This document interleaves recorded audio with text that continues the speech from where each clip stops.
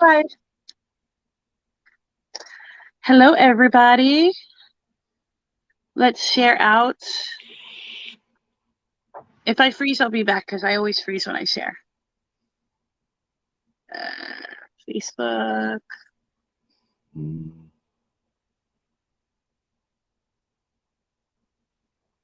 All right, we are just sharing out right now. Well, let me click on you. Well, here we go.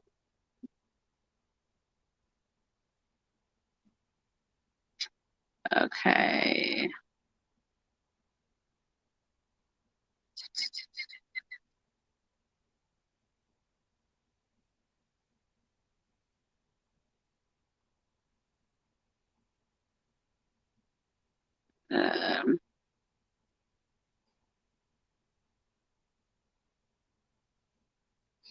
There we go. I am just sharing out.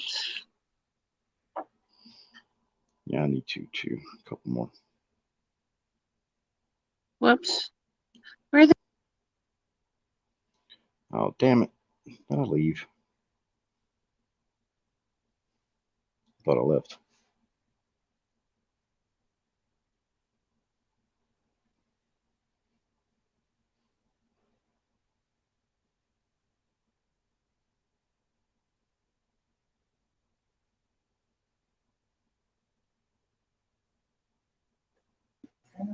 And everybody's froze. Kind of weird. Okay, there we go. Yeah, because you and Sarah both froze. I should take a. God, I wish if I was on my phone, I would take a screenshot. I'm not really frozen. I'm just sharing in private message to a bunch of people. And I can't do that. Yeah, it definitely slows it down. No, it's just after when StreamYard on my phone is idle. No, I can share with a lot, but when StreamYard has is idle on my phone and I'm in another app for after like 3 minutes, it just freezes it until I come back. Gotcha.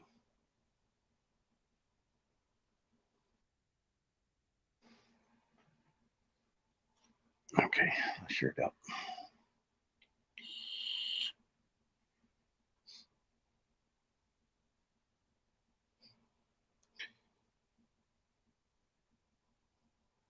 Where do you look at? Where do you watch the chat, Sarah? You hit the chat button. Okay. At the bottom, there is a little spot that says chat. You hit chat and it says private chat and comments. You want to click on comments. Hi, Rose. Hi, Shane. I got you. We're just waiting for a few more people to get here. So if you all share, that would be superb. I'm just sharing out too. We're going to talk about some psychology subjects here in a few minutes.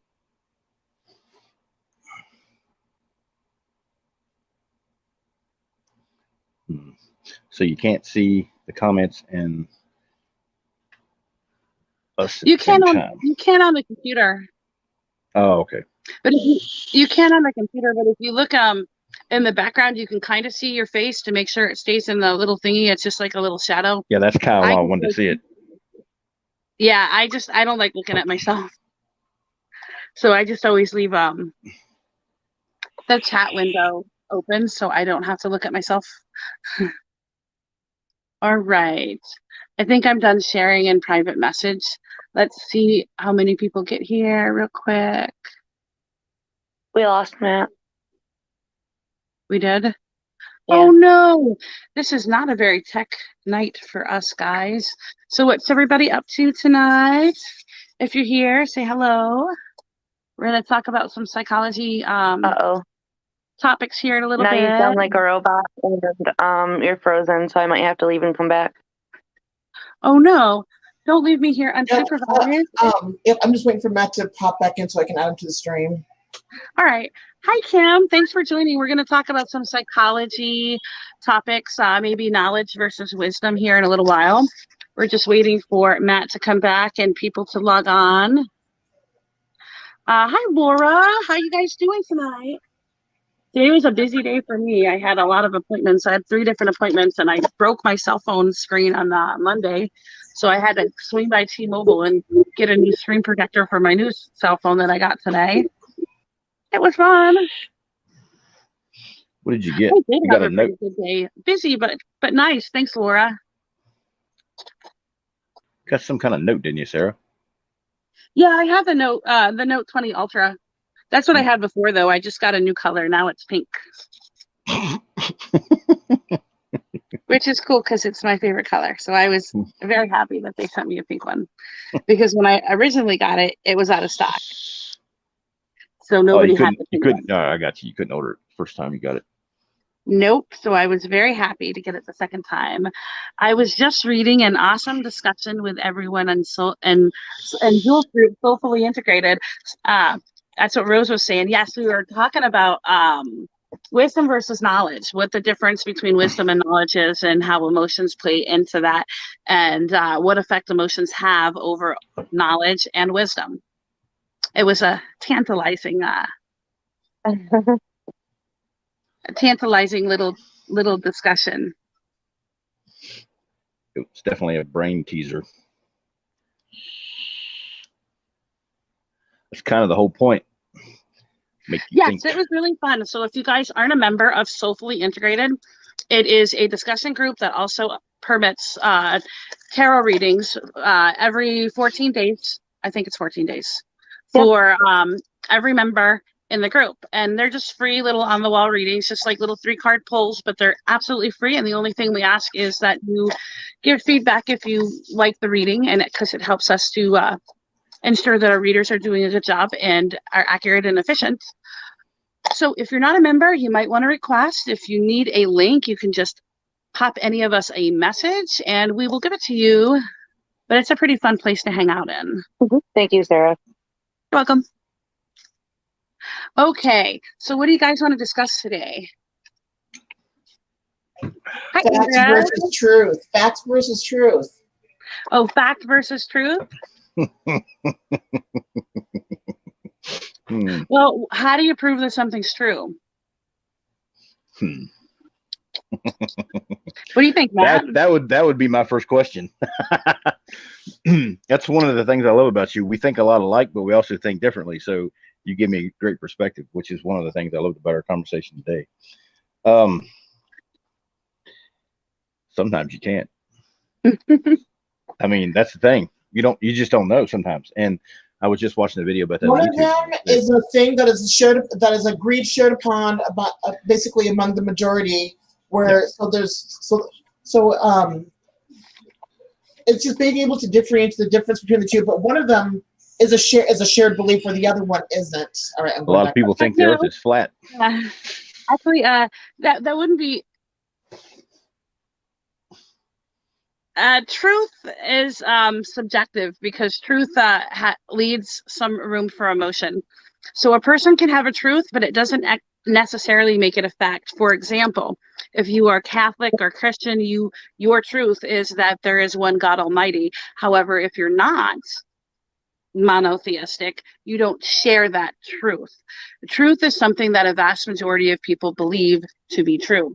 A fact is something that can be backed up with substantial evidence. Substantial evidence would be scientific facts, numerous research studies, documented sources, the ability to create an experiment and repeat that with the same exact results. That would be an example of a fact. It is very difficult to tell the difference between fact and not a fact, really. But truth doesn't, just because somebody believes something to be true does not make it true. You can say the same thing about facts too. You could say the same thing about facts. Facts are a little different, because facts have to be backed up by some substantial research or quantum study. Right, I would agree with that. Fact is more along the lines of the mundane world, not the philosophical or the abstract viewpoint. Yeah, I mean, I agree with all of that. I just think that in the world we live in, and here's the thing I was telling Jewel earlier too, is that think about something. our eyes only process a certain amount of the light frequency, and our ears only process a certain amount of the sound frequency. There's a lot of things in this world that we can't hear and can't see. And there's a lot of facts that we don't know, a lot more than we do know. Okay, so that's how that affects truth and your own personal truth, universal truth, whatever the hell that is. I mean, there's lots of unpacking to be done there. I mean, and how you can manipulate facts to make something true, and how that has been done quite a bit in our world, of whether you believe in conspiracy theories or not, which a lot of have become true, but that's beside the point. I'm just saying that facts can also be manipulated. So depending on that's one thing we have to take into consideration in the world today. We have everything at our fingertips. We have the internet, and anybody can unlimited amounts of knowledge or information. Yes, and information, not necessarily knowledge, but we have the ability to Google search just about anything. Is something true just because we've Googled it and came up with an answer? No, certainly not. Absolutely not. I wouldn't agree that. That's the thing about having so many inputs of, with the internet. You can basically have, everybody has an opinion, right? That don't mean that make them all right. So that's perspective, and taking into consideration how many people can now just put their opinion on the internet. So that's right, Shane. Facts can be changed with further study. For example, the most primitive fact, it was once believed that the Earth was flat. Once we got a broader view of that, developed aircraft carriers, sailed around the world, we learned that the Earth is not flat. It's actually round, well, pear-shaped, but close enough to round that we can agree that it's not flat. It's circular. But we didn't know that at the time because we didn't have the research tools needed to do that. So facts can change. Oh, absolutely. But they are what is believed to be true by the vast majority of the people based on scientific studies and research. Back, truth can change too. She's under purple nymph said that truth is entirely different. It may include fact, but it can also include belief. That's true. But for truth, you're talking about for truth? I didn't hear all of that, Jill. For talking about truth, yeah. Oh, absolutely, yeah. I agree. I mean, a lot of things that are empirical, such as math or something that we think we can prove repetitively, is what I consider to be, factual. I mean, stuff that's fairly, things that are repeatable. You know what I'm saying? Like Sarah was talking about, mentioned earlier, if you come up with a hypothesis and you test it and you retest it and you test it again to make sure that the results are the same. And those are things we can agree upon that we have tried and tested and studied in order to get the same results again and again. And, like I was saying earlier, though, that you have to be careful, because just because something's out there, even if it's from a reputable source, it doesn't make it true and doesn't make it fact either. I mean, it can be presented as fact, but, that's where perspective comes in, and the discernment that I think is necessary in determining said facts sometimes.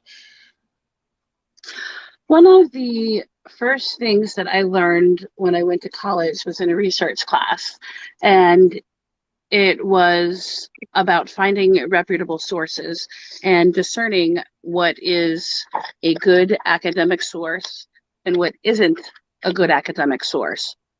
Good academic source has many different people that collaborated together to come up with the work.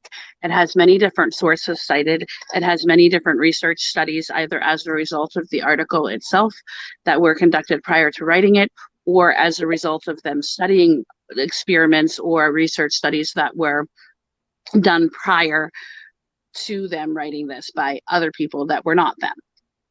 So whenever you're looking something up, it's a good idea to look at a variety of sources and see how they pair up with each other. See how they differ from each other so that you can make an educated decision based on what you've read. I don't know who keeps sending angry faces. How do you get back to the main screen, guys? From the comment section. Maybe. I don't even see the angry faces because they don't show up here. Hey, Sarah. What? How do you get back to the screen where I can see everybody, but from the comment section? Oh, you just hit the chat button on the bottom where it says chat. I don't have that though. Oh, you hit the little X at the top where it says comments. You want to Oh, get I back got to you. the I got you. It was mixed up with the letters in the word that I didn't see it. Okay, I got Yeah, you. you just Thank it's right up next to comments. I got you. See it. Thank you. I'm just sorry, guys. I'm just still getting used to the app. I've never used this app Yeah, before. Matt's new to the StreamYard family. Yeah, I mean, I adapt fairly quickly, but it's a new app and it's kind of laid out And weird. he's blind too. That doesn't help. I know that's half of my problem. Magic eyes, baby. I don't know who would leave angry faces. I guess I'll have to check after because if I leave the screen now, it'll freeze me, and I don't want to be frozen for y'all. Okay. Purple Nymph said fact is basically something that exists or is present in reality. Hence, these are things that can be seen visually, and these are the things that can actually be verified. And this is part of what we were talking about in the discussion earlier. I think that kind of relates to finding a way to basically, because reality is more mundane. It is more like if you're talking about meditating, you are often talking about grounding and basically, rooting that in so that you have something solid to kind of refer back to. Pardon me. Brushing your brain. What? Brushing your brain. Yeah, I mean, sort of. But that's the thing is like when if there isn't some form of that truth which can be related to belief, that's the thing with the logic that we were talking about and the emotions and bringing up the emotions and I think that I guess without bringing everything back up, maybe you guys can help me fill in the pieces, but I think that some people will process more with emotion and other people will process more with logic. But everybody There's also another elephant in the room we haven't talked about yet either. Gender plays a role in that too, I think, because of the way we process information as a male versus a female. Well, that's an interesting perspective. I mean, I like to think that I am more logical, but you're exceptionally logical. A lot of times that is attributed with being male. So I also think it's being in touch with your divine masculine and your divine feminine at the same time, which is what a lot of people don't have either, is proper balance in that. So, in other words, women can take out emotion from the subject sometimes when it's necessary if they're properly balanced, and men can have emotion because it's okay to have emotion as men, right. And we're not taught that a lot of times, that it's okay to have emotion as men. And that's one of the reasons why we can't be in touch with our own feelings and relay them and be vulnerable to women when we need to be, or to anybody when we need to be, and to give them a little bit of that power when it's necessary, because that's trust. And that's one of the main aspects of love, in my opinion. But we also haven't talked about how ego plays into our, well, I mean, we haven't got there yet, but I mean, I think it's something that's important to discuss, how ego plays into our own personal truths, and sometimes how we get attached to other people's ideas that aren't even our own. I mean, how far we've come in society. I mean, how many people have original thoughts anymore? I mean, really, a lot of times we get attached to somebody else's dogma or idealism, whether it be a political party or a religion or whatever it is. And sometimes our ego becomes attached to that because it becomes a part of our existence, and it's who we are, right? We identify with that. So in the doing of that, I don't think that it's necessarily the ego that gets you attached to that idea. A lot of times it's emotion. I think that it's super ego. What? Which would be the super ego and the ID aspects of personality. People confuse what actual ego is. Ego is just how you think of yourself. How you think of yourself, whether you think you are a good person, whether you think you are a rotten person, whether you think you do good things, whether you think you don't do good things, just your overall perspective of yourself. And people get confused and they think when somebody's egocentrical and has a very inflated ego of themselves, have some of the characteristics of maybe narcissism or something along that lines, they think that's ego. Yes, that is ego, but that isn't the definition of ego. That is that individual's ego, where ego in itself is just how you identify yourself. Everybody has an ego. Everybody says, remove ego. You literally can't remove ego because ego is who you identify as, what you classify yourself as, who you are. You can't get rid of it. I agree. And I think that's one of the misconceptions in the spiritual community, Sarah. That's a great point, because I think a lot of people, and when I started my journey a while back, I mean, one of the reasons that I was doing certain things, and I won't get into it here because I don't know how much I'm allowed to say, but was one of the things in certain communities that look to experience a higher degree of spiritualness, or whatever the hell you want to call it, getting in touch with yourself or whatever, they believe in ego death. And I think that's a huge misnomer. And like you said, ego is necessary for your self-defense, for your opinion of yourself, for everything about you. And if it's not about death of the ego, it's about balance. It's about having a proper, perspective of, and that allows you to have empathy for other people. Because if you don't have a balanced ego, then you cannot view other people's trials, tribulations, struggles, love, anything else with any type of full spectrum balanced perspectives, because you can't have, you can't have empathy without a balanced ego, I don't think. And I think that's where a lot of people's struggle comes from.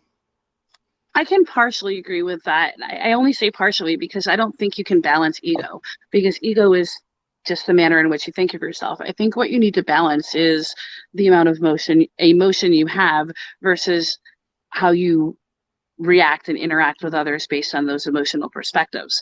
Absolutely. I think that ego, there is no balance with ego. There's no right or wrong way for you to think of yourself. That's purely how you think of yourself. You can't balance how you feel and how you perceive yourself and your self-worth. You can balance how you handle the emotions that are associated with yourself, the way you view yourself, and the way you interact with others. Yeah, that's a good way to put it, I think. I mean, I think that in the end, I think the goal is to be able to understand ourselves first better. And in the doing of that, it allows us to be able to have empathy for others, because we've all struggled with something, right? We have all had to heal from something. If we haven't, we should be. And that's a never ending process, kind of like shadow work. So once you begin the journey, it never ends. That's exactly what shadow work is. Yes. Yeah. I agree. And people think of shadow work as something bad. Shadow work isn't bad, but it's necessary. Shadow work is all of those things that you kind of push down to the bottom and you don't talk about. You kind of just leave them under the surface. It's the bad things that you don't want anybody to know. It's the good things that you keep hidden. It's the aspects of yourself that you don't want to share with others around you. Sometimes things in the shadow are not all bad either, because sometimes they're things we've denied, repressed, or rejected about ourselves that, like say you wanted to be a singer and you were really good at it, but your mom and dad wanted you to be a doctor or a lawyer or whatever. So they sent you to school for that, or they wanted you to be a Catholic and you didn't want to be a Catholic, or they wanted you to be a Jehovah's Witness, like in my case, or whatever the hell it was. And when they project those things onto us, and I know it's not all their fault because they're trying to do best by us most of the time. I mean, at least that's you want to think that, I guess.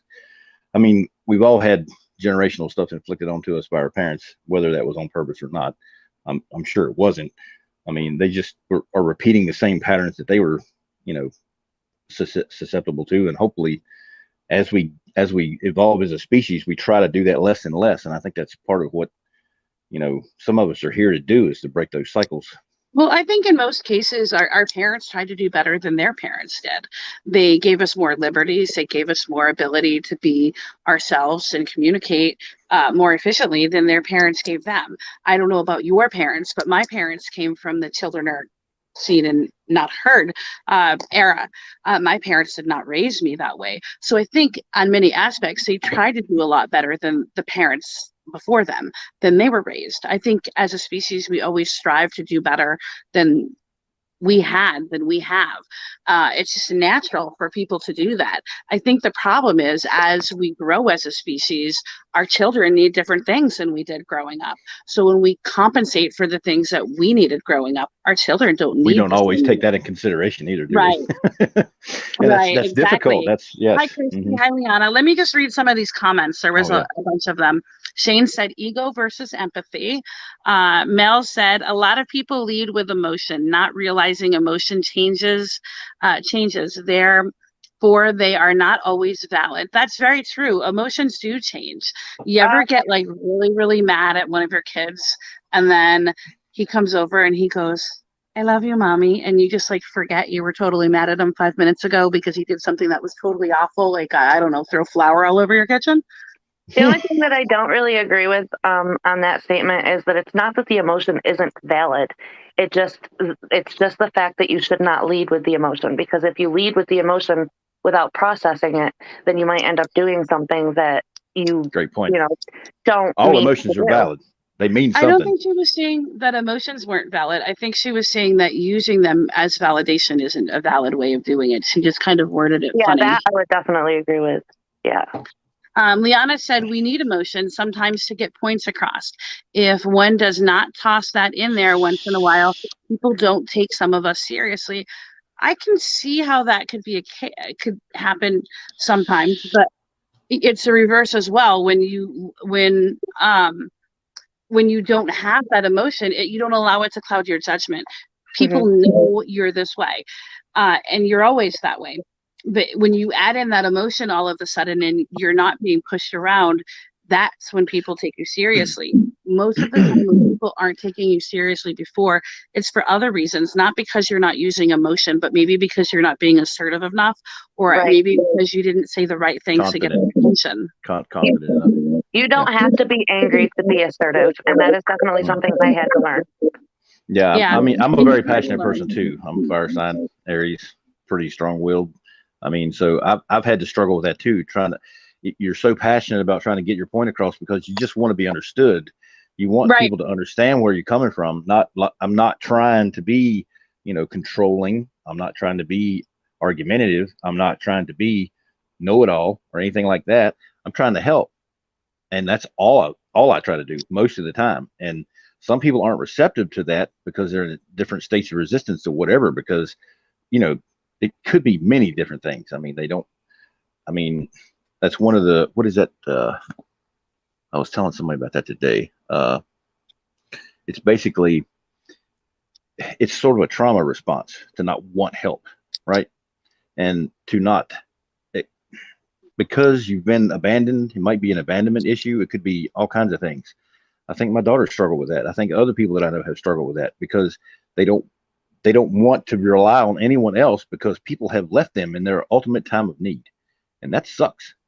And that's a bad cycle to get into also, because it stops you from accepting the help that you sometimes need in order to progress your life and to do things you need to do. And, this is what, being a human is about, is connection. Connection is one of the reasons that people have addiction and all kinds of other relationship related trouble. I mean, they can't connect with themselves a lot of times first, which is what we need to do. And that, I think that comes from self-love. But because we're not connected to ourselves, we can't properly relate to other people. Yeah, I can see that. Liana said when she's mad for a good reason. We're not telling you not to be mad. We're telling you not to react with anger, because you can be mad and upset and you can still look at things from a rational standpoint. Gaining wisdom is the ability to take what you have, the facts, the knowledge you have gained throughout your life, and discerning it from emotion. So taking emotion out of the equation to get your point across. You can still be upset about whatever you're discussing or about whatever happened. But when you let emotion get in the way, you react in a manner that isn't always optimal for the situation you're in. You might yell at somebody, you might Sometimes act people in haste don't and listen post because of things the on emotion. Facebook that you might not want, that you maybe thought better of later on. So if you have that discernment beforehand, before you react, then you're less likely to have worse reactions from the same situation. Having a controlled response sometimes is it and not to quote, I hate to quote the Bible because I mean sometimes people don't relate to that, but I mean, it does say an anger when mild turns away rage. So or an answer when mild turns away rage. So basically it's saying that sometimes the best response is no response or a minimal response in that. And also some people don't listen because we show too much emotion, because if we're that passionate about something, it's like sometimes people get triggered by that too, just because of their past relationship experiences with people that Right. have been violent towards them, or anything like that. I mean, it could be a situation I was in recently. Anytime that I would raise my voice trying to be passionate about anything, it didn't matter what it was, whether it was a good thing or a bad thing, it was just like that was a triggering response for that person.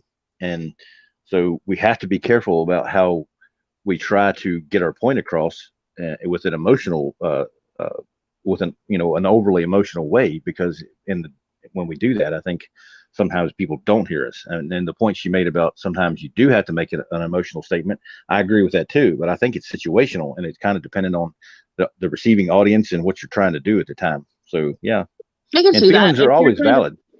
If you're trying to persuade somebody not to drink and drive, you definitely want to use emotion by Oh yeah, triggering their emotional response to somebody's death as a result of a drunk driver. So yes, there are many situations where emotion is highly effective way of getting your argument across. I mean, if absolutely. people are just straight up not listening to you, I tend to not want to hang around those people, not want to associate with them, because that to me makes me feel like I don't have any value. And I know my self worth. I know I have value. So if people are not listening to me and don't want to hear what I have to say, I tend to kind of move in a different direction. It's But also that's same just me, same and thing I could be mean, said that's for people that situational. You can't always do that. yeah, the same thing could be said for people who ask for advice and then never take it. I Yeah. mean, they want your help with something, and then they do the complete opposite, and then it turns out badly. Then they're like, well, I get it. The idea is not to force your opinion on somebody, but if they continually ask you for something, and then you try to help them, and they do the opposite of what you said, and then it turns out badly, then obviously you don't want to be an "I told you so." But the point is, it makes you feel less valued and not want to give them any more advice, because it's falling on deaf ears to begin with. So why waste your effort? Yeah, Christy, sometimes it really is difficult to lose your temper, especially if it's something you're really, really passionate about. I find the more you care about something, the easier it is to be emotionally involved. Absolutely, absolutely. It's definitely a challenge to take a deep breath in those situations and compose ourselves before we react. But it is something that is often very necessary, because if we're in the heat of the moment, especially if it's an argument with a loved one, there's a good possibility that we're going to say something we don't really mean, and then it's going to cause further conflict.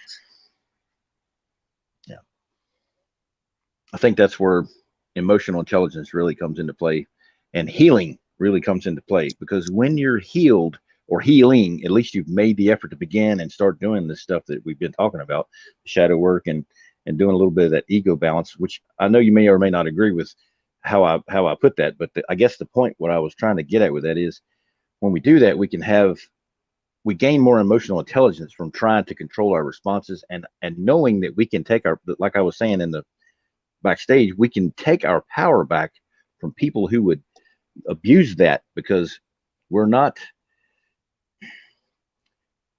giving them what they want by overreacting to a situation. We can control our emotions. You're in charge of that, no one else. Yeah, Okay. we can't control what other people do. We can only Right. control what we do. And Right. we can choose to act in a manner that's more beneficial to the situation. Granted, that is not always easy. Liana, you're on both Facebook and YouTube. I don't know how you but keep up. but I promise, when you do that, you will become invincible. You will be unstoppable. No joke. Because that changes your life. It changes your perspective. It gives you so much more peace, less anxiety, less bullshit. I mean, seriously, it's a game changer. Yeah, that is very true. Yes, Rose, we have a very lovely backstage area. It was missing cookies, though. It could have done better with cookies. Liana says most people are not used to me being quiet. I had to get a family member the other day. I told her to quit. I told her to quit. She was in my house. I can see that. I mean, in some situations, especially with dealing with family that you can't just walk out of the situation with, you're always going to have your family there, especially if you're very close with them. Or if you live with them. You need to have those relationships. So sometimes you do get emotionally involved, and you do have to use emotion to convey your thoughts and feelings. Can I give you an example? Sure. So you're familiar with this, but everybody else hasn't heard this. But several weeks ago, my stepfather got in my face and literally wanted to fight me because I was throwing away old food in the refrigerator. And I mean, basically, he just wanted to make a confrontation out of something. And, you know, he literally threatened to shoot down through the house in the middle of the night if he didn't hear a response from somebody, because I forgot to lock the back door the night before. That's what he was really mad about. But it started over the refrigerator. Me and my little brother were leveling the refrigerator, and I was like, but I'm saying, if I would have responded to that badly, that could have ended way differently. And this man, I know, does not care for me. So I know that any type of reaction to him, other than, you know, a peaceful one, would probably have ended up with us going around on the floor and probably me sitting in jail. And I don't really want to do either one of those two things because it's stupid. And so my point is having the emotional intelligence or whatever you want to call it to be able to control myself in that situation, I'm telling you, is invaluable. That's true. Let me read some of these comments. Samantha Stevens says, this is for everyone on this live too. Just wanted to say thank you for opening your heart to help. You will forever have a special place in my heart. In my heart, you help. God bless you being you. Keep it up. Keep up your blessings. Thanks, Samantha. That's really, really sweet. And then Chrissy said, first time I lost my temper in front of my mom, and I said something so awful, she made me call them and apologize. And I was so mad. I said, Mom, he said I was a beep repeatedly. So I said nothing. But when I got mad, I was talking about I was talking about his nephew and his grandmother. She said, you didn't have to say all of that. What did the grandmother do? And I called and I apologized. And when I hung up, my mom said, baby, you're not better than anyone, but you were raised a hell of a lot different. I've always remembered that. And now she's gone. Well, I'm sorry you lost your mom, but that's a very good lesson to learn. We shouldn't bring other people into arguments when we're emotionally charged. It's very easy to do. It is, unfortunately so. Liana says she was visiting. I had to do the job. We had a previous discussion about it. I told her to quit and talk. I told her to quit and talk about it no more. She was gonna argue with me. I came out with both barrels rolling. I can see how that happens, especially with family. Sometimes it's very difficult dealing with those that are the closest to us. Liana also says, I figured out the other emotion back in my late 20s and 30s. Oh no, Jill's having internet issues. I was wondering why she was so quiet. Oh, it's just you and I. Ha! Interesting. Yeah. No, you left us on there was two of Jules there for a while, and I was like, what the hell? So I just, and then they were both in, and they both blooped out. And oh, I'm so sorry, Tool. My internet sucked the other day when it was storming. Okay. Was there anything else we wanted to discuss, or does our audience have anything they want us to discuss?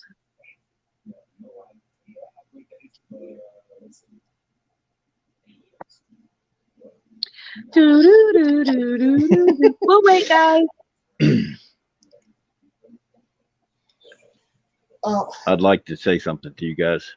Yeah. Okay, what's that? I appreciate your perspective, and I appreciate being included tonight because it's good to hear, alternative perspectives other than my own. Because I don't want to sit in an echo chamber. You know what I mean? I don't want to stay in a box where everybody's telling me the same thing I already know. Brilliant minds stimulate my mind, and it gives me so much gratitude to have you in my wheelhouse. It's just like it's giving me so much. I don't even know. It's hard to put into words.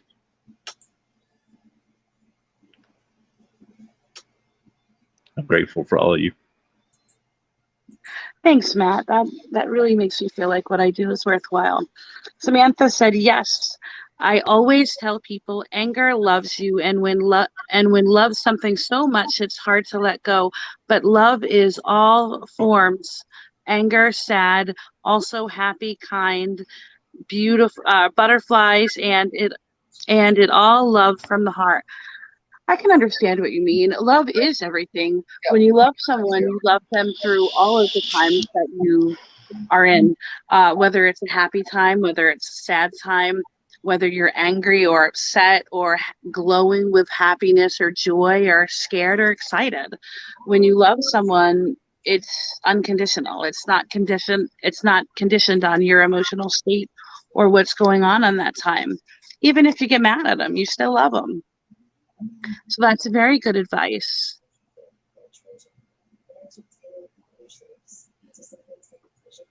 It's the ultimate state of vulnerability. Oh, I'm trying to catch the trolls. Well, Rose thinks that's one of the ways I think I can really define love. Trying to catch them. You know that, Sarah? What was that, Matt? I think one of the ways you can define love is vulnerability. Yeah, I can see how love makes you vulnerable. You do have to open up yourself to other people, to another person, whoever it is that you're loving, whether it's your child or your spouse trust. Or a really good friend. You have to have that trust. You do, and you have to make yourself emotionally vulnerable.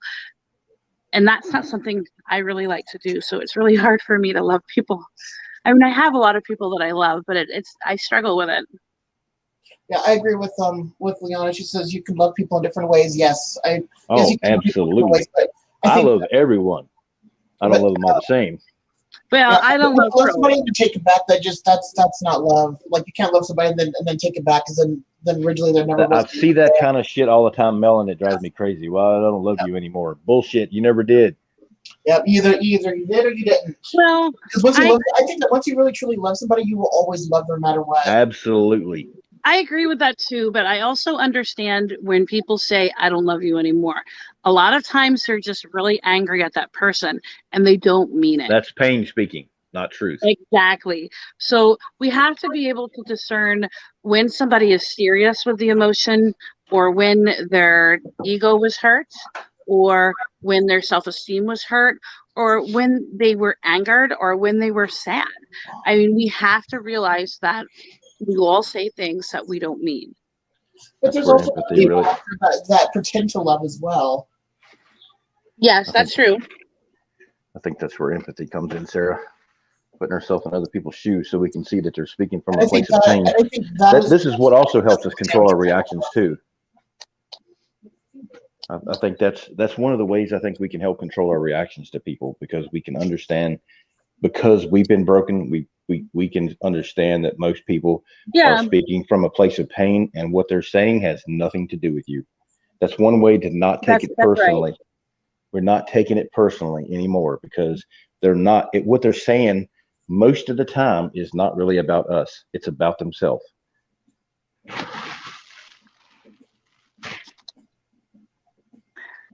That's right. I agree with that. And Rose, you love most because you are a super sweet woman.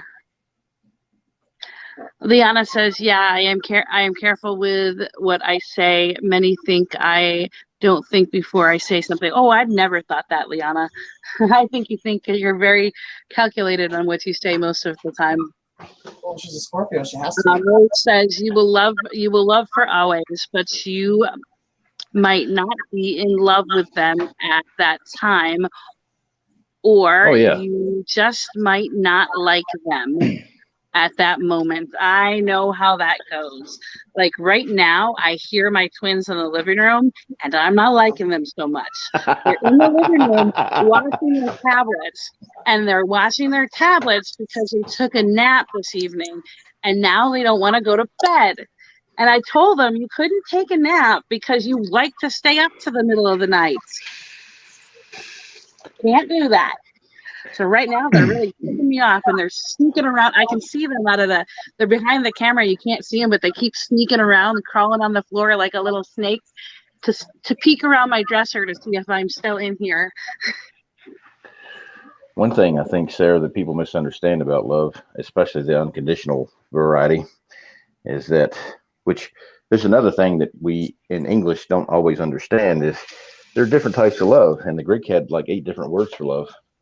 And I think there's, obviously a variety of ways we love people. We can love everyone, but we're not in love with everyone. But I think the thing about unconditional love, which is what we normally associate with, a romantic partner or whatever, is or a that child. Or a child, yes. Unconditional love doesn't also necessarily mean unconditional allowance of treatment. So this is one thing I think is another misnomer in the spiritual community also, is that we should, we don't just tolerate everything from a person just because we have unconditional love from them either. We can love someone from afar, and you can fall out of love with someone. Doesn't mean you stop loving them. There's a difference. So, I mean, I think, and it, maybe it's semantics, but I think there is a certain way of looking at this that, we shouldn't just assume because we unconditionally love someone, we're going to just allow them to treat us like a doormat either. And that's obviously not healthy for anyone involved. I think when it comes to love, there has to be a level of respect that goes hand in hand with it. Like more. I mean, just like you like the whole loving somebody from afar. Yes, if you love somebody from afar, there still has to be a level of respect when it comes with that love. And I think that's a lot of things. I think that's lacking in a lot of areas of love for people, is that level of respect. Yeah, I can see that. Samantha says, some people are placed to trigger a part of us that emotion supposed to be like, hey, this still bothers me, and like mirrors, they say mean things because they're broke and try to make the other person feel like how they see their reflection. Yeah, I think I can see how that is. Sometimes people are broken, and sometimes people do manipulating and mean things, and they do it to other people just to bring them down to that lower vibration. And when that happens, I think the best way to deal with it is just not let it get under your skin and not let it bother you, and just kind of brush it off. Yeah. It does it at the end of the day. That's not something that really matters, because that person probably isn't in your everyday life. Yeah. If you react to it, or if you don't react to it, you're essentially, like I said earlier, you're taking your power back. You're not allowing them to, especially if they're doing it to do that. Now, some people will manipulate you and don't even mean to do it because they haven't healed, they're broken, they have, and I hate to use that word, but they're damaged from their trauma or whatever, and sometimes they inflict manipulation on other people because that's the type of thing that caused their trauma. So they're repeating patterns, right? It's not necessarily that they're trying to be necessarily malevolent about it, but they can manipulate you without even trying. I think that was what was happening in the relationship I was just in. So I think that's what was going on there. I mean, and to be able to put that into perspective because you're trying to help other people heal is also, I think, a form of emotional intelligence, trying to be able to see why other people do the things they do because of their traumas and triggers and whatever. And just some people just aren't compatible.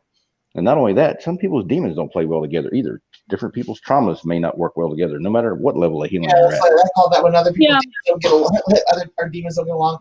Now, Jill said it's hard to show compassion for all people. I think it's very easy. Well, maybe I think it depends on the person. I mean, for me, I think it's very easy to show compassion. No. You misread what she said, Melanie. You misread what she said. She tries very hard to show compassion for all people. Okay, I think it's hard. Yeah, I did read that wrong. But when it comes to respect, though, I think respect, that's a whole different subject. But I can not respect them. I can still, completely, absolutely, just totally not agree with somebody and just absolutely hate their existence, but still have a level of respect for them.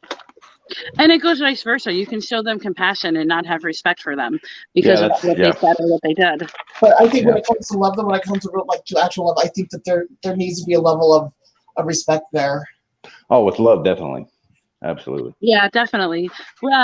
Anybody that you have in your life, you should have some level of respect for, and they should have a mutual level of respect for you. Otherwise, they're not doing well, and they're bringing down your vibrations. So it's not wise to keep someone like that in your life. Melanie, we have another spammer. We got another one. We go look here. What you're saying, Sarah, is basically that you shouldn't, or you should probably try to remove people from your bubble or your community, I guess, that you don't respect because of an action in the past that they've taken that has removed their. No, I agree. I was just making sure I was understanding what you were saying. Yeah, or at least push them further down the line. Communicate with them on a regular basis. Yeah, Samantha says, yes, I fell in love with a guy who didn't love me the way I wanted. He loved me the way he loved himself. Not great, but the pain. But that pain, I'm happy for the hurt because it woke me up. And I started my journey. Everyone says how you still love him. I tell them because the pain saved me. Well, that's an interesting perspective. There are a lot of relationships. Absolutely did the same thing for me. With each other. And they are not good relationships in themselves, but the lessons that they taught you in that relationship was eye-opening and was very beneficial to your life. So I can definitely see where you're coming from, Samantha. Absolutely. That's exactly what happened to me. The thing when it comes to matters of love too, there seems like people, that's another thing, like a lot of people have a lot of people have the audacity to try to tell people who they should and shouldn't love. And I think that's wrong. I think people should be allowed to love who they want to love, whether it's right or wrong, because it's not up to anybody else but that person who wants to basically love another. Well, if you love somebody, it's an uncontrolled emotion. You can't control who you're in love with or who you have strong feelings for. It's not something you can just. It's not something you can just turn off. You can't choose to act on it or not act on it. But if you choose to act on love, it's not for someone else to tell you no, you shouldn't act on that, because they don't live your life and they don't walk in your shoes. Yeah, but a lot of people for some reason think it's okay to to express that strong opinion or that strong control. I think that's because as a species, humans judge each other, and they judge each other based on their own experiences, and they see only a lot of things. A certain part of your relationship, the aspects that you divulge to them, the aspects that they see in public, and that's not just romance love. That's even like friendships and stuff like that. I mean, I'm talking love across all boards. Yeah, but it's like that with any relationship. They don't see the entire relationship. They don't see the entire friendship, the entire romantic affair, whatever type of relationship it is. So they're judging it only based on the interactions that they're able to see and what you said about the person to that individual. So they have a jaded view going into it. So they can't make that decision for you because they haven't walked in your shoes. They haven't been a party to that relationship. There may be much more under the surface that they don't even know about. Yeah, that's like a big no-no in my book. It's telling somebody who they should and shouldn't love, whether you agree with it or not.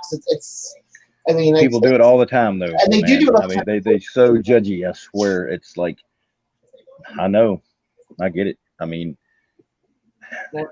okay. I don't understand it either. What does it have to do with you? Yeah, people just like to stick their nose in. We're very nosy creatures by nature. Humans are anyway. Jewel says sometimes people can't recognize expressions of true compassion because of miscommunication, projections, and expectations. I can agree with that. A lot of times we don't recognize what other people are doing. We don't understand how they function. All of us have different methods of doing things. I may look at something and do one thing, but you may look at the same situation and do something completely different. We can't always see where the other person is coming from, and that's why talking and communication in any type of relationship or friendship is highly important. Laura says she loves everyone. I know you do. You're so sweet, Laura. Samantha says, oh man, it clicked down, so now I got to scroll back up. Samantha says, tell him I'm a blessing and his pain isn't going to block me no more. I've been meditating and been feeling stronger. I'm glad you're feeling stronger, Samantha, and I'm glad you took back control he had over you by causing you that pain and got out of that relationship that wasn't suiting you well. Everything that has happened to you up until this point made you who you are. That's true. So regret nothing, because it's either a lesson or, yeah, sorry. That's true. That's very true, Matt. Rose says, never okay to judge another person's life, experiences, or relationships. That's very true, Rose. Never judge them off your own either. Like, never base them off your own experience and your own relationship. Yeah, because they're not the same. They're never the same. Laura says, humans definitely judge. I went to McDonald's earlier, drive-through, and this white homeless man approached all of the cars. Everyone rolled up their windows, and I'm thinking, what the hell? Dude was definitely hungry. I brought him food, and he thanked me and said, "Bless you, ma'am." Oh, that was really sweet of you, Laura. That always makes me happy when people do things like that. I don't like to give people money, especially like homeless, because my husband works in security, and a lot of them aren't really homeless. They're like drug addicts and need a fix. Probably, rehab rather than things like that. But I am a big fan of giving people things to help them better their lives. For example, in the past, I've bought people food. I lived in Virginia several years back, and there was a gentleman who had a sign up that he said he would work for. He would do any type of work for money or food so that he could get by. And I talked to him for a while, and he actually had lost his job and became homeless as a result of that. So what I did was I took him and I bought him new shoes and a nice outfit, and he got an interview. And he got a job at the local O'Reilly's, which was down the street from my house at the time. And he thanked me very, very much for helping him get that job. It took him a couple months to get completely on his feet, but he was very, very thankful. I think it's good that we do compassionate things like that for others. Christy says, we don't know the next person's struggles, and everybody handles situations differently. We aren't all made the same. That's very true, Christy. We don't know what other people are going through. And that's a big part of why we shouldn't judge them. Nobody lives somebody else's life. We all live our own, and we wouldn't want somebody judging our lives when they don't know what's going on. Samantha says, and most times people get mad at how someone feels. I tell them how they're going to be mad at the life I live. I learned and fought back that out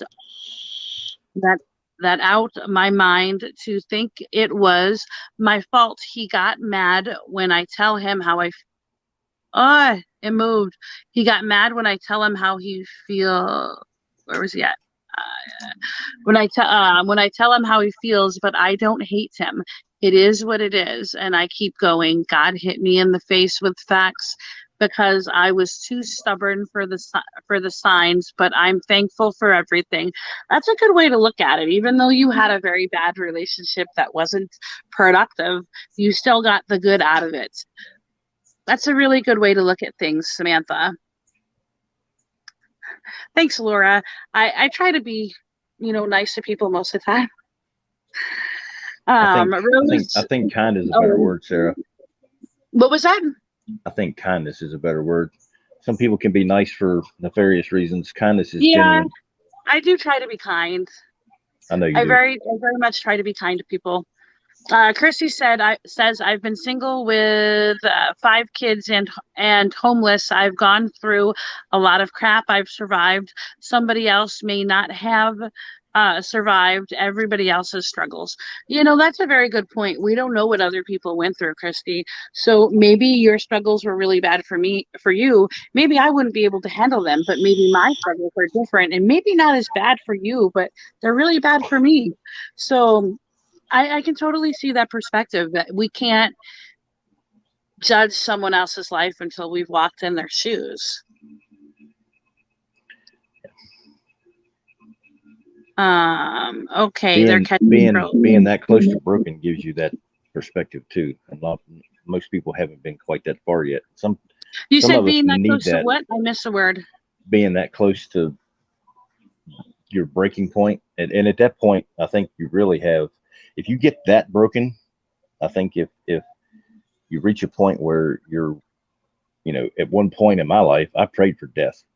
Okay, I mean, so when you get to that point, you got a couple choices. You can either let it make you bitter and just keep existing like you were and wind up either dying from a broken heart or your own hand, or you can get busy living and actually change your life and figure out what the hell you need to do and just to stop existing and to get out of your own head. Or you can just, let it make you a miserable son of a bitch and hate everybody and still not be useful to anyone, especially yourself. Chrissy says one of her affirmations is to help her walk in forgiveness. I think forgiveness is good, but we have to do it for ourselves, not for the other person. And we shouldn't forget what happened because it helps us make better choices in the future. Rose, you're Absolutely. Samantha says, y'all's hearts make me melt. I can feel so many good people on here. We are all so sweet and kind. Aw, that's sweet, Samantha. I'm glad we're helping you out. And then Chrissy agrees with you. Liana says she has died of a broken heart in another life. Yeah, that must have been hard. I struggle with, obviously I'm in a very committed relationship and I love my husband dearly, but I do struggle with losing love. I don't like it. I don't like the things that I love to go away. So I struggle with love because I don't want it to be removed. Yeah. That's the thing. People say love hurts, but love doesn't hurt. It's our expectations of what we think is going to happen with it that hurt. And the non-realization of those expectations is what really hurts, is the fact that we thought something was going to happen that it didn't, or somebody was always going to be there and they weren't, or they were always going to be loyal and they weren't, or they were always going to love us and they don't, or whatever. Yeah, that's very true. That those expectations are what we sometimes place shit like that on people unfairly too, just because we would do the same thing doesn't mean other people would. And sometimes that, we set ourselves up for failure because we have too many expectations of people. Yeah, the only expectations you should ever have are for yourself. In my opinion, you have to love yourself. You have to love yourself the most too, because if you don't, you can't properly show it or accept it from anyone else. And unfortunately, that's the most important love affair you will ever have. Well, unfortunately, at the end of the day, the only person you can truly never leave is yourself. You can walk out of your house and be completely alone, but you're still with you. That's why you can't run from your shadow either, because people that run from that shit. Yes, the darn people that thing run keeps from that shit. Me. Yes, sir, because it's part of you. It's your other half. It's the duality. It's the law of duality. It's the yin and yang. It's your other side. And if you keep running from it, it's just right behind you, brother. It's right there. It will never leave you. You deal with it or you don't, but you're always going to be running if you don't. Yeah, Samantha, you're right. The truth can hurt to those that don't want to accept it. Melanie, are we going to do readings tonight? What's up to you guys? Well, I don't think Matt does them, but I'll do them. I'll watch the magic. You going to do them too, Mel? If anybody wants, we can do readings. It's fine. Okay. My allergies are starting. I think we're going to wrap up the discussion part because we've already been here like an hour and like some minutes. But if anybody wants a reading, we'll do readings for you. We covered a lot of ground, covered a lot of topics that were covered. Yeah, we did. I don't want to leave them with like too much, but we'll do this philosophy and life and psychology topics again. That's my forte. Yes. Some of you may not know, but I actually have a master's degree in psychology. It is one of my passions. Understanding human nature is understanding life. But you know, but philosophy is like that's, I don't know. There's just like an elegance in philosophy that I think gets overlooked a lot, and I'm discussing it. You know, people don't discuss it like they used to back in the day. No, it's a people quiet don't subject think now, like they used to. Samantha, if you want a reading, just let us know if you want general or if you want it on a specific topic, and give us your birth date, including the year. Let me go grab my. I really liked when you were on here, but your internet has to be crap. Mine was like that last week. Couldn't do nothing. Of course, Rose, we love to sit here and sit chat with you guys. I really look forward to the nights that I do my live videos.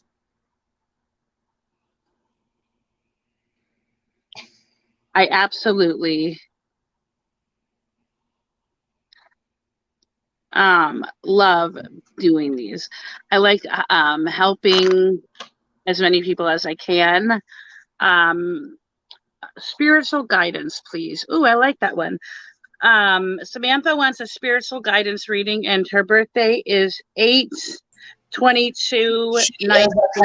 She is a Virgo Leo cusper. I am reading with my beautiful Creatures Tarot deck today. Thanks, Liana. Yep, I need to watch for the trolls. Yeah, she's on Facebook and YouTube. She's double whammy. Oh, guys, while I'm shuffling, I'll tell you what I'm thinking about doing. I'm thinking about like once a month going to local places here that are like haunted, like very, very haunted. So I live in San Antonio, and historic downtown San Antonio has like literally hundreds of places that are haunted. Who would be interested in watching like a segment like that? I probably won't do it live. I'll probably upload it to YouTube so I can cut some of it out and just put like the juicy fun parts in there. But would anybody be interested in that? I think that'd be awesome if you did that once a month. That'd be really I cool. want to do it once a month. I want to go with my two of my middle kids, my 11 and my 12-year-old, because they're really into supernatural and spiritual things, and we're reading. I bought them a couple books on the local haunted sites in San Antonio, and we're gonna go on a ghost tour when we're finished reading the book. I'm shuffling for you right now, Samantha, and thanks. If you like the readings and you like our show, then just go ahead to our page and leave us a great review. We really like that. Oh, good. I'll have to do that. My husband and I are really talking about doing it. I really want to find the time to do it. Yeah, that'd be really cool. Okay, Samantha, this is the card that I pulled for you. Huh. This is interesting. I pulled this in the reverse position. This is the Nine of Wands. I'll show it to you upright so you can see what it looks like upright. Spiritually speaking, this shows that you struggle with a lot from your past. You struggle to let go of ideas that are holding you back from achieving what you are trying to get. It's almost like you don't want to disappoint, but at the same time, you want to move forward, but you want to be who others want you to be. And you need to let go of some of that and just focus on being who you want to be, believing what you want to believe. And it has a lot to do with self-healing and self-work that stems from a lot of societary probably normals that you grew up in the area that you may have grown up in. So it's just kind of redirecting your own direction. Mal, are you reading? Mel. I'm coming on. Just a moment. You're gonna see. I'm gonna be popping in again here in just 2 seconds. Are you gonna read for Samantha? Hold on. Okay, there we are. There should be 2 of me. Okay, Mel's gonna pull a card for you too, Samantha. Yep, hold on. I just don't want me echoing with my other phone here. Samantha said, Rose, she had to be a sweetheart because she has a big heart. Oh, that's sweet of you to say about her. Samantha says, yes, I think I have clairvoyant. I think clairvoyancy, and everyone thinks I'm crazy, but I pretend wanted to. And one day I asked why I'm not happy. Then it was because I was being me. You just need to focus on yourself. If you want to develop those gifts that you have, focus on them. Ask for guidance from guides. Pick up some books. Stop by some sites. Stop by some groups. Do some research. Find people to connect with. And you're going to be able to gain that spiritual aspect of your life that you want. Whenever you're ready. All right, can you hear me okay?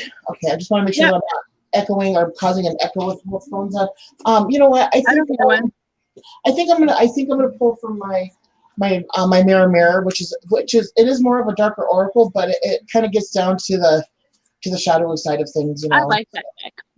Yeah. So, and we're pulling for it. Was it Samantha first? Samantha. All right. And her birthday.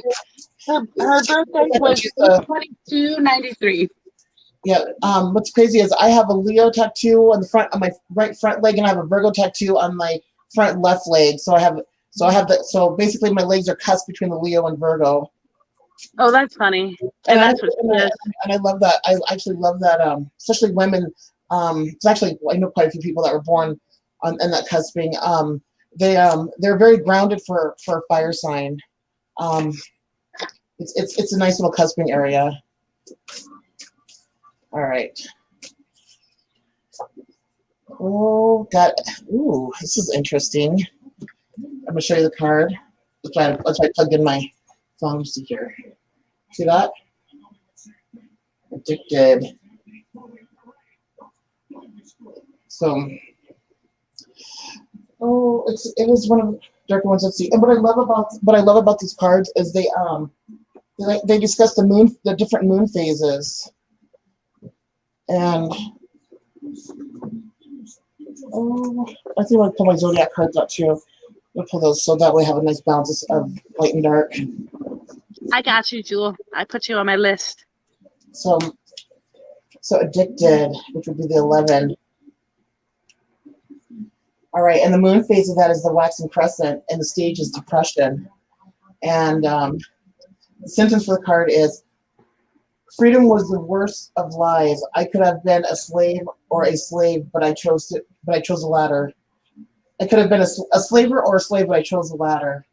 So it talks about addiction. So, an addiction, it doesn't necessarily have to be something like with drugs and alcohol. It could be an addiction to a person, or addiction to a feeling, addiction to being depressed, addiction to, there's a large, broad scope of things when it comes to addiction. And when it talks about going dark, it's that's why I like what the cards, it shows the sentence and then the dark part of the card. So it says, addiction is something to drugs, to love, to company, to evil, to pain, to safety, to making simple everything that can be deep. All they have in common, the feeling of being lost if we were ever without it. Freedom is not a friend, as promised responsibility, failure, challenges. Freedom can be taken, it can be broken, it can be stripped naked and abused. Slavery is much cleaner choice if you give it all away in the beginning. And how can it be taken from you? So it's kind of interesting. It talks about addiction and freedom, and how freedom can be taken away, because they do very much go hand in hand. Because if you're addicted to something, there is a loss of freedom. But so with the addiction, it's what is it something in your life that you hold tightly to, that maybe they have to set free. And it could, like I say, it could be something beyond something like physical, like, you know, drugs and alcohol. And it could be something, it could be an emotion, it could be a feeling, it could be a person, it could be even a situation. Or I think it's her heart. so you think it's her heart? Yep, love, Well, relationship. so and you know, and being addicted to pain. Some people do get addicted to pain. Some people do get addicted to depression. You know, that whole like misery loves company. You know, that goes hand in hand with people being addicted to being miserable. But also too, like somebody who's addicted to love. You know, that's a very fire sign. That's actually a very Leo thing. To have an addiction for love. To have a want and a need and a feel for it. To have it in your life. And I mean, who wouldn't want love in their life? But a lot of times when it comes to prime focus, then that's where it can turn into an addiction. Or even the opposite, wanting to be away from love and not wanting to have any part of it as well. That too can become an addiction. Oh, we lost Sarah.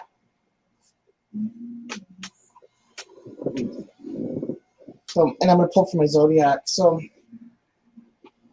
addiction. So what is it that? Yeah, something that they clasp onto that needs freedom. Wait for Sarah pops back in here. Yeah, I was just thinking. You know, I was thinking that you're the first thing that popped in my head was Leon. I'm like, yep, love go away. But it seems like the more like you want to go away, the more keeps finding you.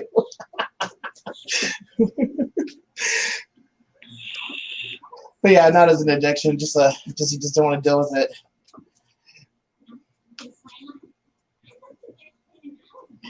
I was just trying to catch it from the chat. I haven't been looking at it.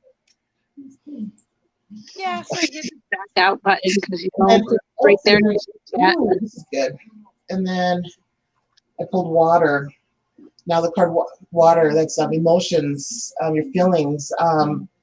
So this is saying, you know, it definitely goes hand in hand with the addiction card. But yes, pay attention to your emotions and feelings and what is really amplified at times and maybe need to like work through. Maybe you know, call attention to them when you're feeling a certain way, or if you notice or a repeat in a certain feeling.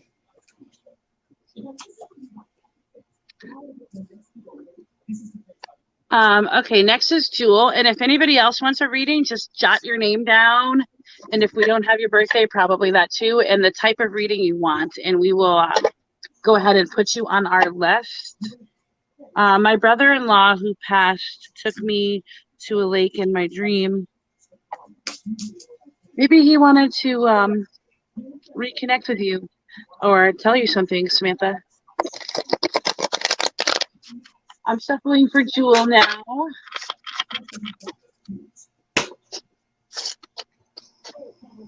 I love these cards that I have. They're really cool. I hate using this deck because it's got such pretty purple sides, but when you shuffle, it's got so much wear on it from me. Oh, I love these decks that have those the I do too, but because I use it so frequently, the color's wearing off on the edges, and it makes me sad. So, you know, that's something that I have to look into with like printing out tarot. Like, do they make the card, or do they have the paper out there already with the trim on it, or do I have to add the trim? No, they have the paper out there with it. I'll have to find it. It's called foil edging. That's good. Then he wants you to take care of yourself. I'm glad you found the good in it, Samantha. Okay, Jewel, I'm pulling a card for you. Ooh, this is interesting. Very, very interesting. That's a cool card. Yeah, it's the Nine of Cups. It indicates a journey. It indicates a quest, if you will.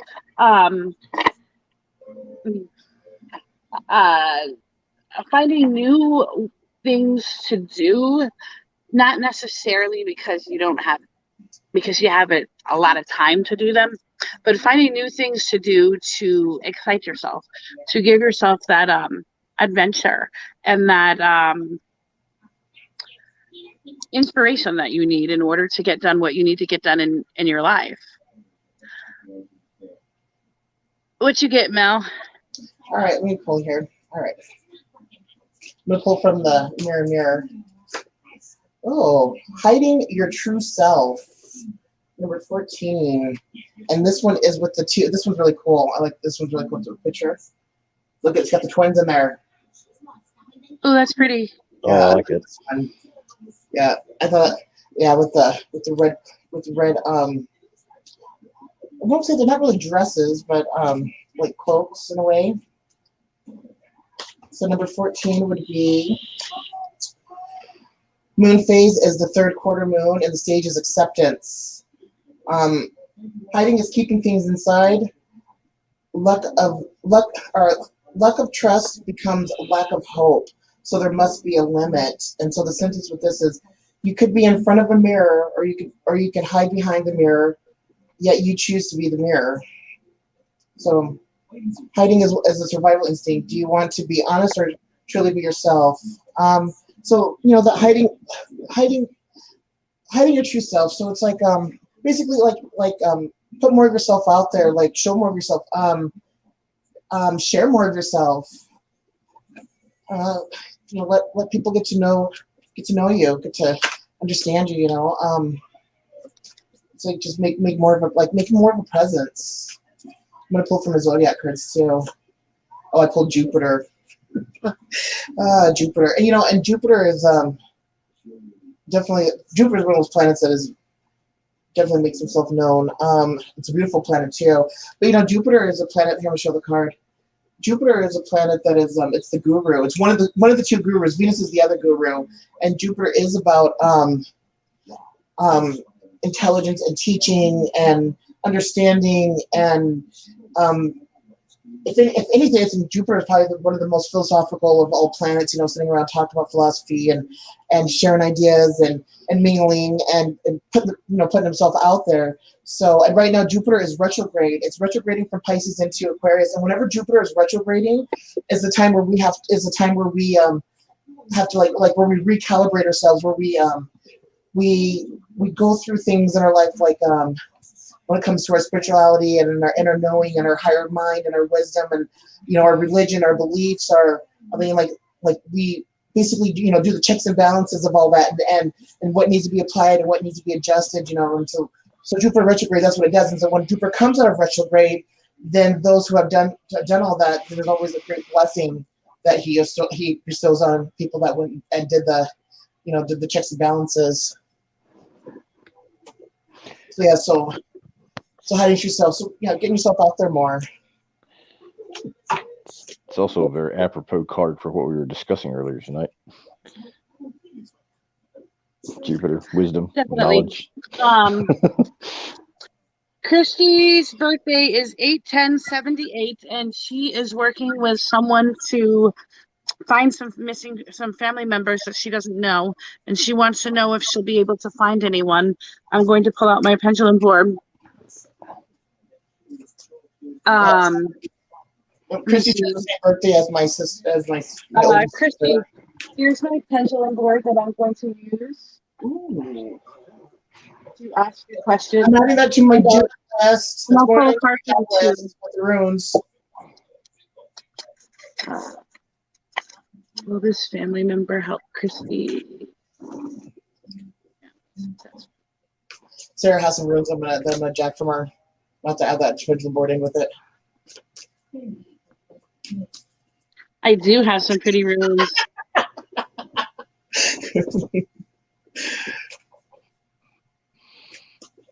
All right, Christy, the pendulum said, yes, she will find some family members. And I'm going to shuffle these cards real quick as soon as I move my pendulum board over here out of the way.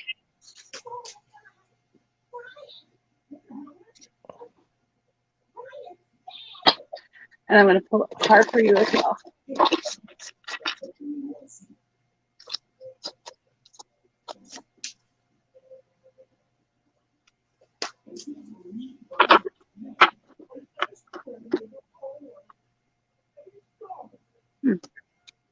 interesting. This is a card that I pulled for you. Is that a centaur? Yes, it is a centaur. I like that one. This is my beautiful creature deck, so there's lots of different creatures in this deck.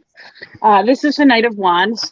This card is all about desires and your wants, but it is warning you to be careful and not to let your desires and your wants become overwhelming. Don't hyper focus on them. Don't get so upset when you don't get everything that you want out of what you're looking for, since it's family members. If they're not receptive to creating a bond, if they're not easily reachable, if you don't make any long-lasting experiences or relationships, try not to be put out by that. Try to focus on the positive aspects that you learned along the way.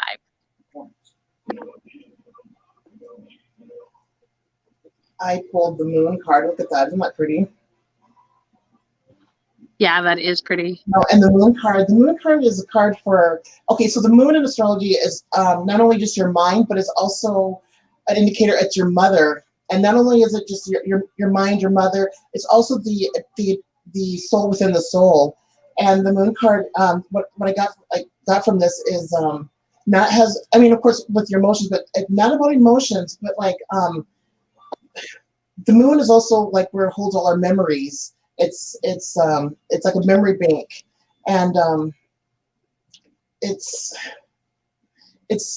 also too like where you you have to connect it with your Moon, and the Moon is a big indicator too with like psychic ability and abilities, and all that. But what I got is like is remembering and tapping into those Moon energies, and of course Mom does stand out like a lot with the Moon, like mother memories, remembering and remembering those abilities, pulling out those things, because the Moon also stores like our past life memory as well. So it's like that inner reflection into things.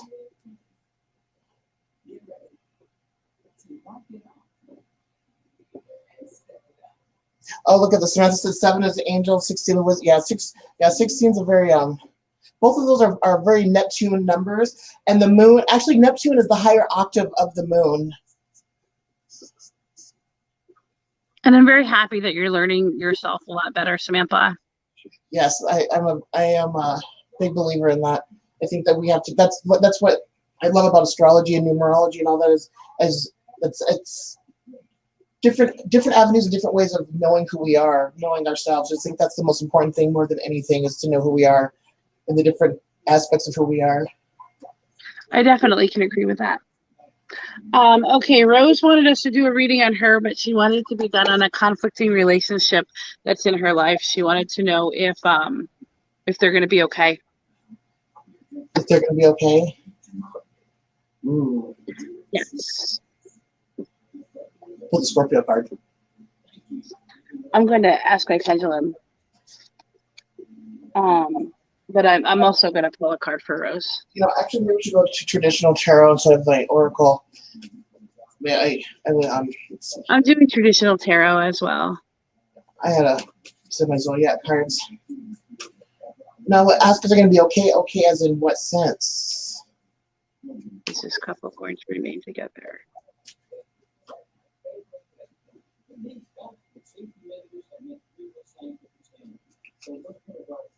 The couple going to remain together. Okay. Is the couple going to be okay? Okay, Rose, I asked 2 questions. I asked if the couple was going to stay together twice, and I got no. I asked if the couple was going to be okay, and it said yes.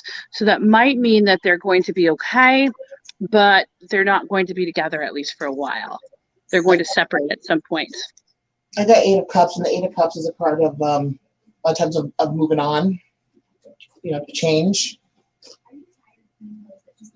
And then the first card that I pulled was Scorpio card, so which is a card of death, death in order to have something else rebirth and reborn. So I'm gonna go with being okay. Like I said, what the definition of like how do you want to define like being okay? But there's definitely an ending coming, a change. And I'm going to pull a card for you too. I just need to shuffle first, Rose. Oh, so now we're gonna pull for Rose? I didn't pull a card for her. I just did the pendulum. Oh, okay. Oh, well, then you go ahead and you pull your card. And if anybody else wants a reading while we're waiting, just jot your name and stuff down. We loved you too, Jules. Sleep well.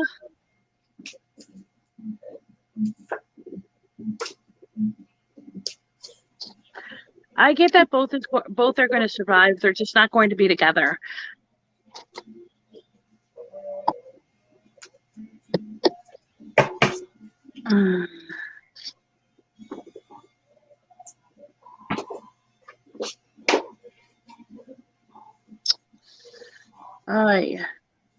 Okay, this is the second card I pulled for you, Rose. Except I pulled it in the reverse position, so it was like this. But you can't really see it here. It's got some runes in it. It's got a little girl. Well, actually a woman.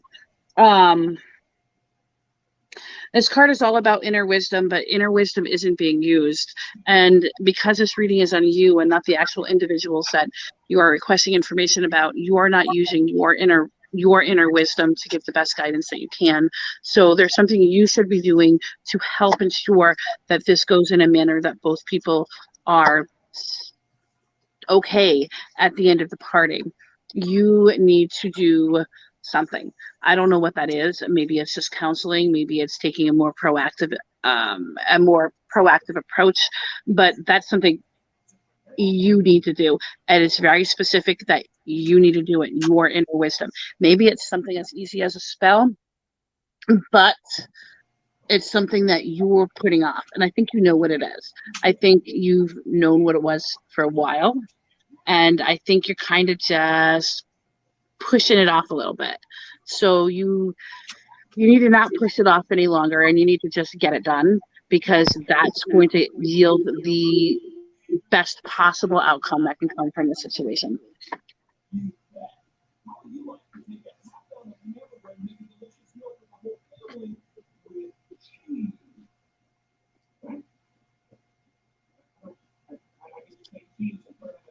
So hopefully that helps you, Rose.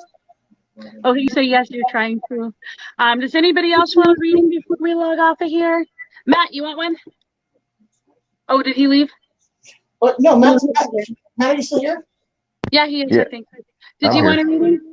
Oh, yes, Leanna, and I just saw some stuff I'm still going to show you too, Leanna. Can y'all hear me? So. Yeah. Oh, okay. Yeah. Yeah, sure. Okay. Let's do Matt. I'll pull from the Zodiac deck for that. Well, I'm not going to pull from the Mirror. Well, everybody gets beautiful creatures from me tonight. They are cool cards. I like this deck a lot. It's a cool deck. It's really pretty. Well, I like the purple too. Me too. I just don't like those rubbing off. I use this. This is probably You have to get you a new one just to keep. I do, because this one's the first edition and it's worth probably $180. Oh, damn. But they have a reprint, and the reprint's like $30, so I should just buckle down and buy it. But how many decks do you have, Sarah? I don't know, probably close to 150. Oh my Lord. Christy, you're gonna have to send me a picture of the deck that you have, cards that you pulled the other day. I would love to show Sarah those cards, because I think Sarah would love that deck. Of course, that deck is freaking awesome. Ooh. Oh no, this is card I pulled for you, Mr. Matt. But I pulled it like this, so it was reversed. Wait, what is it? Turn around all the way there. It's pretty much butterflies and a little girl. She said she has 150. I probably have about 50 decks, so I'm trying to catch up. This is the Six of Wands, and it speaks about victory, but it's in the reverse position, so it's the lack of victory. You're not getting what you want. You're not moving in the direction that you want. You're feeling like you're defeated, and you're kind of holding that in. You're kind of not releasing your emotions that you're actually feeling and projecting what you're not feeling. Anyway, we can talk about that a lot later, but basically you need to stop doing what you're doing and do the exact opposite. Otherwise it's going to stay flip-flopped.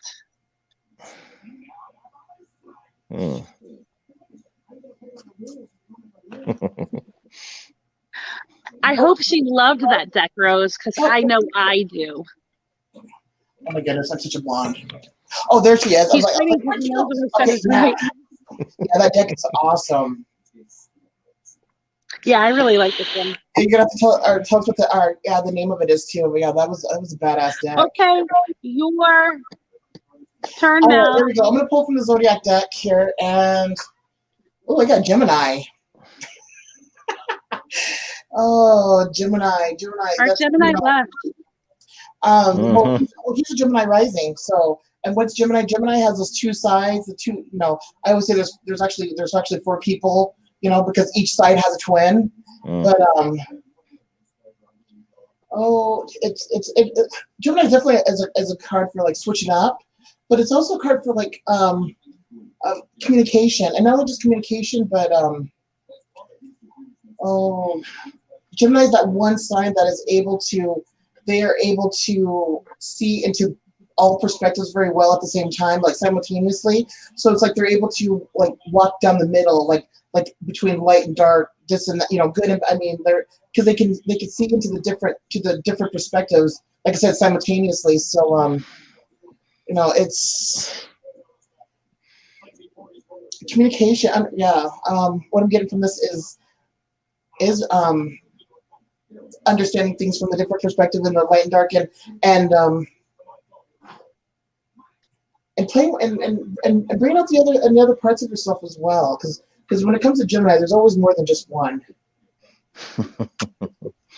Well, Matt is getting flattering comments in the commentary. He's a single guy, ladies. Just saying. Stop. Well, she said you were handsome. Oh, thank you. It was Samantha. She said you were handsome. She is a fire sign too. But if nobody else wants a reading, then we're going to go ahead and end this video. So this is the last call for readings. Like the last call for alcohol? I think they made them blush. Rose, I'm speechless. Yeah, there's a little bit to unpack with Sarah's card. A lot. We'll talk about that after the live. Yeah. Okay, now I'm seeing a little angry facey thing up there. So we just lost Matt, but yeah, we're gonna go ahead and end the broadcast here. But thanks everybody. And yes, everybody. Before we go, great participation tonight. Before we go, I want you all to go and like our pages, so that way you always get and turn notifications on. That way you always get notifications when we go live. And feel free to leave us feedback if you like this, of course. Bye, guys. Bye.